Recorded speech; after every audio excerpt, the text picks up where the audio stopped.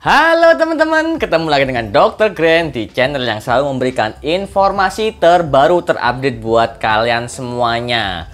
Dan kali ini Dr. Grant akan membahas tentang hormon bahagia. Jadi kalau teman-teman tahu ya, bahwa sebenarnya ada hormon atau sejenis zat kimia yang beredar dalam tubuh kita, ini yang membuat tubuh kita ini bahagia, sedih, dan lain sebagainya. Nah, beberapa hormon bahagia ini yang paling penting ada 4, yaitu dopamin, oksitosin, serotonin, dan endorfin. Nah, jadi begini teman-teman, beberapa hormon bahagia ini memang ya, kalau kita lihat dia tidak langsung berpengaruh secara langsung enggak. Tetapi ada beberapa penelitian pada orang-orang yang sakit jiwa atau orang-orang yang memang lagi bahagia, itu hormonnya ini meningkat. Nah, meskipun ada juga yang tidak meningkat. Nah, makanya hormon ini masih bagaimana ya? Kalau kita bilang bahagia, sedih itu tergantung dari jiwa kita, tergantung dari masalah kita. Memang benar, tetapi tubuh kita ini juga memberikan dampak. Nah, misalnya begini ya, kalau kita lagi gembira, wah seneng gitu ya, ataupun kita pede, percaya diri, saya mau ketemu dengan cewekku, saya mau menembak perempuan, saya mau interview kerja. Nah, ini hormon yang berpengaruh adalah dopamin. Tetapi kalau misalnya kita nih lagi suka sama seseorang, cinta sama seseorang, terus perasaan emosi kita yang lagi berbunga-bunga, itu adalah fungsinya dari hormon oksitosin. Nah, kalau kamu tahu ya, oksitosin ini memang kental pada wanita. Ya, dia sangat banyak pada wanita dan pada laki-laki pun juga ada, tetapi tidak sebanyak pada wanita. Itulah mengapa cinta seorang wanita itu lebih kuat daripada cinta seorang lelaki. Nah, percaya atau enggak? Ya, ini ada penelitiannya loh ya. Kemudian, jika kita melakukan ada perasaan nyaman, ada perasaan yang aku kok kepingin ya, aku kok horny ya, aku kok kepingin gini-gini ya. Nah, itu ada hormon yang bernama serotonin ya.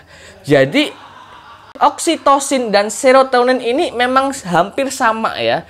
Cuman ada beberapa sedikit perbedaan ya, di mana perasaan nyaman dengan cinta itu berbeda ya.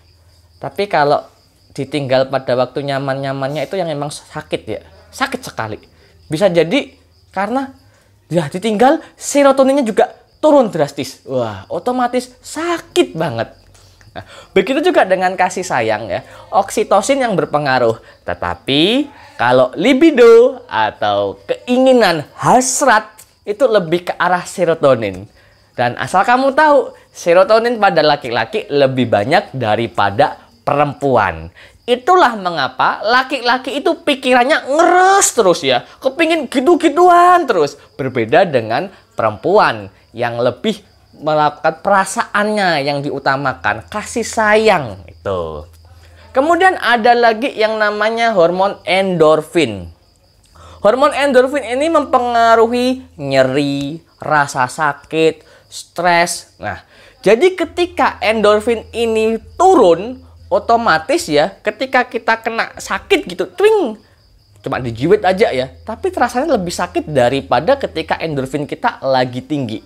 Ataupun juga ketika kita lagi sumpek ya, ketika kita lagi ada permasalahan, endorfin kita juga ikut turun. Endorfin ini dia sangat berperan dalam tingkat stres seseorang. Jadi kalau kamu lagi stres, kamu harus tahu bagaimana cara meningkatkan endorfin. Meskipun sebenarnya hormon bahagia ini cara meningkatkannya pun rata-rata hampir sama. Ya, Ada beberapa makanan dan ada beberapa tindakan yang bisa kita lakukan untuk meningkatkan hormon-hormon bahagia ini.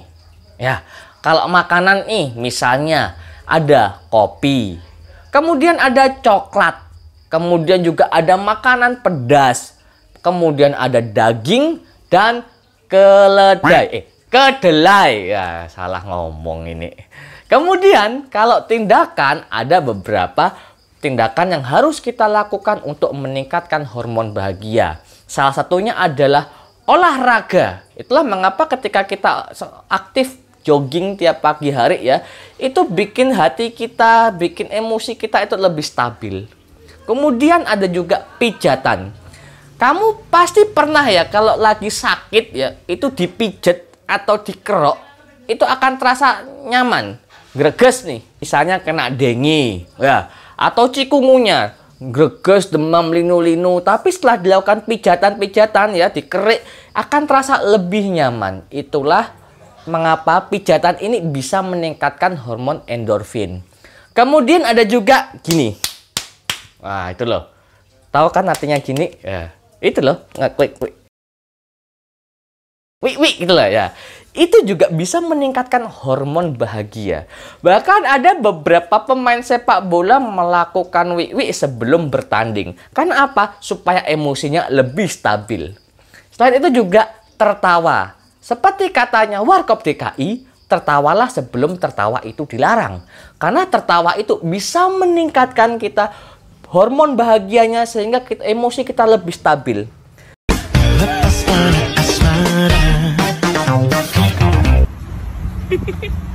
Jadi meskipun nggak ada masalah, meskipun nggak ada hal-hal yang bikin buruk, kita perlu tertawa.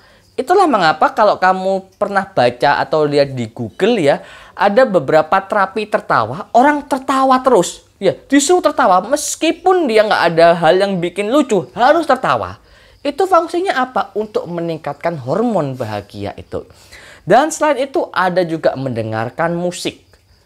Mendengarkan musik ini bisa meningkatkan hormon bahagia kita.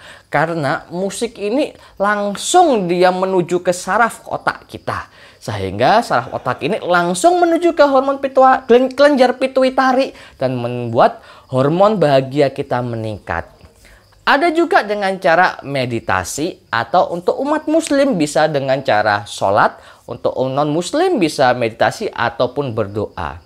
Karena dengan kita tenang, dengan kita rileks, hormon bahagia kita pun juga akan meningkat. Nah, teman-teman sudah tahu kan ya bagaimana cara meningkatkan bahagia supaya kowe ora edan ya. Karena permasalahan hidup selalu ada. Itulah mengapa kita hidup. Jika hidup tidak ada masalah, itu bukan hidup, itu adalah kematian. Oke? Kamu suka dengan video ini, mau subscribe, unsubscribe, dislike, atau apa sajalah, terserah kamu. Yang penting aku berusaha untuk memberikan informasi terbaru terupdate buat kalian semuanya. Kita ketemu lagi di video selanjutnya.